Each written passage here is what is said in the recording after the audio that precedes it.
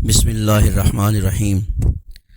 حصہ نمبر 11 پیش خدمت ہے۔ ابن عساکر نے جولمہ بن عرفتہ سے روایت کی ہے کہ میں مکہ آیا، لوگ قحط سے دوچار تھے۔ قریش نے کہا ابو طالب وادی قحط کا شکار ہے، بال بچے کال کی زد میں ہیں، چلیے بارش کی دعا کیجیے۔ ابو طالب ایک بچہ ساتھ لے کر برآمد ہوئے۔ بچہ ابر آلود سورج معلوم ہوتا تھا، جس سے گھنا بادل ابھی ابھی جٹا ہو۔ اس کے ارد گرد اور بھی بچے تھے۔ ابو طالب نے اس بچے کا ہاتھ پکڑ کر اس کی پیٹھ کعبہ کی دیوار سے ٹیک دی۔ بچے نے ان کی انگلی پکڑ رکھی تھی۔ اس وقت آسمان پر بادل کا ایک ٹکڑا نہ تھا، لیکن دیکھتے دیکھتے ادھر ادھر سے بادل کی آمد شروع ہو گئی اور ایسی دھواں دار بارش ہوئی کہ وادی میں سیلاب آ گیا اور شہر و بیاباں شاداب ہو گئے۔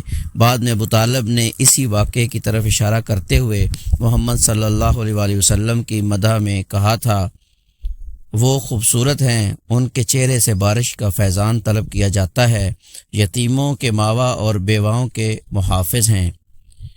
بحیرہ راہب۔ بعض روایت کے مطابق جب آپ کی عمر 12 برس اور ایک تفصیلی قول کے مطابق 12 برس اور 2 مہینے 10 دن کی ہو گئی تو ابو طالب آپ کو ساتھ لے کر تجارت کے لیے شام کے سفر پر نکلے اور بصرہ پہنچے۔ بصرہ ملک شام کا ایک مقام اور حوران کا مرکز شہر ہے۔ اس وقت یہ جزیرۃ العرب کے رومی مقبوضات کا دارالحکومت تھا۔ اس شہر میں جرجیس نامی ایک راہب رہتا تھا جو بحیرہ کے لقب سے معروف تھا۔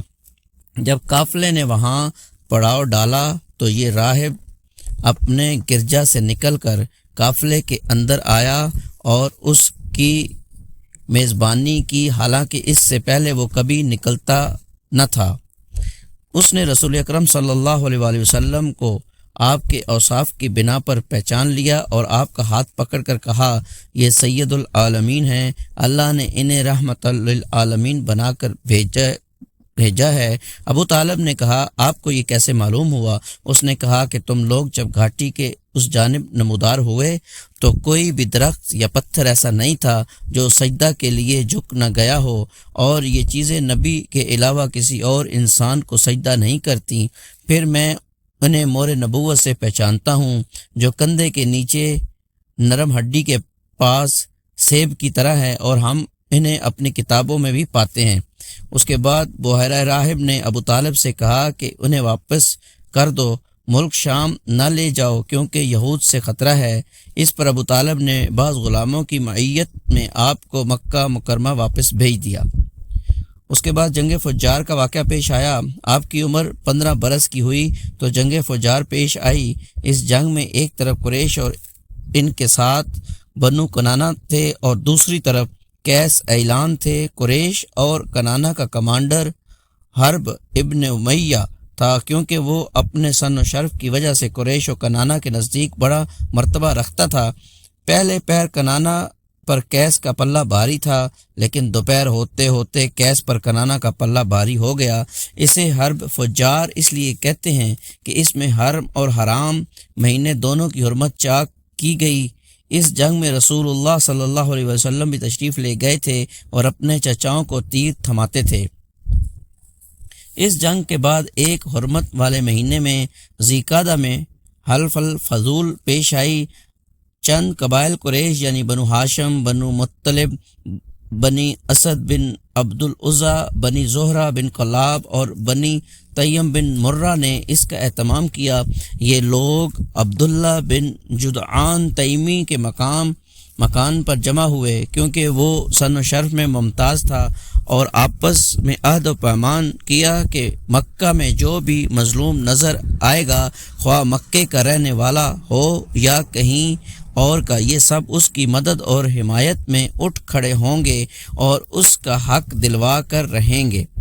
اس اجتماع میں رسول اللہ صلی اللہ علیہ وآلہ وسلم بھی تشریف فرما تھے، اور بعد میں شرف رسالت سے مشرف ہونے کے بعد فرمایا کرتے تھے، میں عبداللہ بن جدعان کے مکان پر ایک ایسے معاہدے میں شریک تھا، مجھے اس کے عوض سرخ اونٹ بھی پسند نہیں، اور اگر دور اسلام میں اس عہد و پیمان کے لیے مجھے بلایا جاتا تو میں لبیک کہتا۔ اس معاہدے کی روح عصبیت کی تہ سے اٹھنے والی جاہلیت حمیت کی منافی تھی۔ اس معاہدے کا سبب یہ بتایا جاتا ہے کہ زبید کا ایک آدمی سامان لے کر مکہ آیا اور عاص بن وائل نے اس سے سامان خریدا، لیکن اس کا حق روک لیا۔ اس نے حلف قبائل عبدالدار، مخزوم، جمع، سہم اور عدی سے مدد کی درخواست کی، لیکن کسی نے توجہ نہ دی۔ اس کے بعد اس نے حبل بن ابو قبیس پر چڑھ کر آواز سے چند اشعار پڑھے جس میں اپنی داستان مظلومیت بیان کی تھی۔ اس پر زبیر بن عبد المطلب نے دوڑ دھوپ کی اور کہا کہ یہ شخص بے یار و مددگار کیوں ہے؟ ان کی کوشش سے اوپر ذکر کیے ہوئے قبائل جمع ہو گئے، پہلے معاہدہ طے پایا اور پھر عاص بن وائل سے اس زبیدی کا حق دلایا گیا۔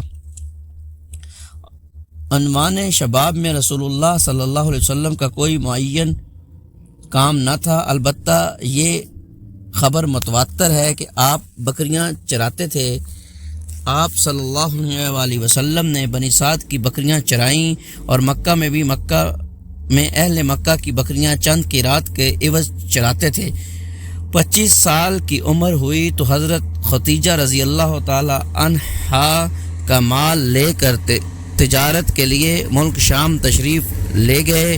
ابن اسحاق کا بیان ہے کہ ختیجہ بن خویلد ایک معزز مالدار اور تاجر خاتون تھیں، لوگوں کو اپنا مال تجارت کے لیے دیتی تھی اور مزاربت کے اصول پر ایک حصہ طے کر لیتی تھی۔ پورا قبیلہ قریش ہی تاجر پیشہ تھا۔ جب انہیں رسول اللہ صلی اللہ علیہ وآلہ وسلم کی راست گوئی، امانت اور مکارم اخلاق کا علم ہوا تو انہوں نے ایک پیغام کے ذریعے پیشکش کی کہ آپ ان کا مال لے کر تجارت کے لیے ان کے غلام میسرہ کے ساتھ ملک شام تشریف لے جائیں، وہ دوسرے تاجروں کو جو کچھ دیتی ہیں اس سے بہتر اجرت آپ کو دیں گی۔ آپ نے یہ پیشکش قبول کر لی اور ان کا مال لے کر ان کے غلام میسرہ کے ساتھ ملک شام تشریف لے گئے۔ حضرت ختیجہ رضی اللہ تعالی عنہ سے آپ کی شادی۔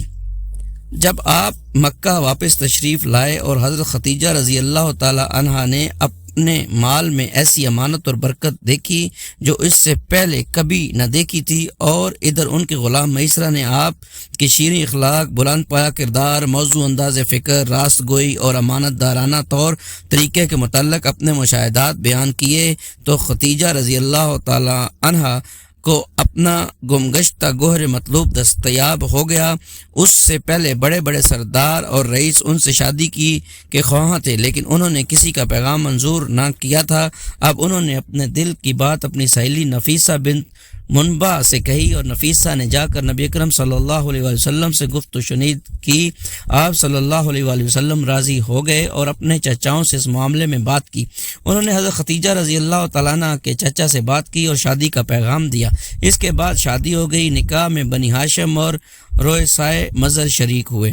یہ ملک شام سے واپسی کے 2 مہینے بعد کی بات ہے۔ آپ صلی اللہ علیہ وسلم نے مہر میں 20 اونٹ دیے۔ اس وقت حضرت ختیجہ رضی اللہ تعالی عنہ کی عمر 40 سال تھی اور وہ نسب و دولت اور سوجھ بوجھ کے لحاظ سے اپنی قوم کی سب سے معزز اور افضل خاتون تھیں۔ یہ پہلی خاتون تھیں جن سے رسول اللہ صلی اللہ علیہ وآلہ وسلم نے شادی کی اور ان کی وفات تک کسی دوسری خاتون سے شادی نہیں کی۔ ابراہیم کے علاوہ رسول اللہ صلی اللہ علیہ وآلہ وسلم کی تمام اولاد انہی کے بطن سے تھیں۔ سب سے پہلے قاسم پیدا ہوئے اور انہی کے نام پر آپ کی کنیت ابو قاسم پڑی۔ پھر زینب رضی اللہ تعالی عنہ، رقیہ رضی اللہ تعالی عنہ، ام کلثوم رضی اللہ تعالی عنہ اور فاطمہ رضی اللہ تعالی عنہ اور عبداللہ رضی اللہ تعالی عنہ پیدا ہوئے۔ عبداللہ کا لقب طیب اور طاہر تھا۔ آپ صلی اللہ علیہ وسلم کے سب بچے بچپن ہی میں انتقال کر گئے، البتہ بچیوں میں سے ہر ایک نے اسلام کا زمانہ پایا، مسلمان ہوئی اور ہجرت کے شرف سے مشرف ہوئیں، لیکن حضرت فاطمہ رضی اللہ تعالی عنہ کے سوا باقی سب کا انتقال آپ کی زندگی ہی میں ہو گیا۔ حضرت فاطمہ رضی اللہ تعالی عنہ